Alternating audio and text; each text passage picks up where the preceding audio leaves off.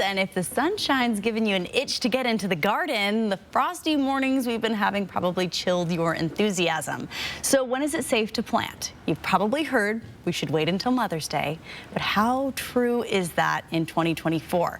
Meteorologist Matt Gray is here to answer that question for us. Matt. All right, Kirsten, and according to the weather data, you might be able to get away with planting a little earlier, at least in Spokane. And, you know, I wouldn't blame you for trying. It's been one of the warmest Aprils we've had in a couple of years, and I tell you what, if your yard's anything like mine, the weeds have been growing, so why can't we? Why can't we get started, right? Well, here's the deal. The average last freeze in Spokane is around April 27th, and you can still get frost with temperature readings as warm as about 37 degrees or so at night.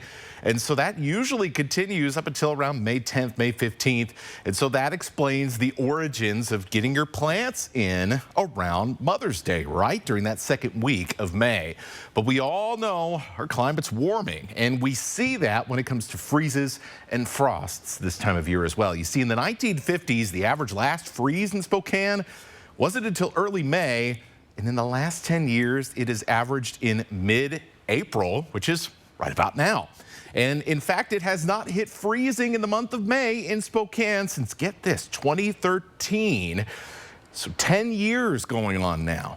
And the same is happening with frost when it comes to that trend. An average of mid-May in the 1950s to May 2nd being the average over the last 10 years. And even in places where you have to wait longer to plant, like in Pullman, like in Sandpoint, you still got to wait till Mother's Day there, but we are seeing that trend of it being earlier and earlier of the last freeze and the last frost. So the data says that you could get away with planting in the first week of May in Spokane, planting for Bloomsday instead of Mother's Day. But it's only been about 10 years that you could have done that realistically. So at least for now, Mother's Day is still a good benchmark. But once we get to the 2030s, this trend continues. Maybe we'll have to reconsider that old saying. Now, as for this year, there is a signal for more cool weather in about 10, 14 days from now. So that would put us into the first week of May. After that, though, things are going to be looking up right on time for some Mother's Day planting.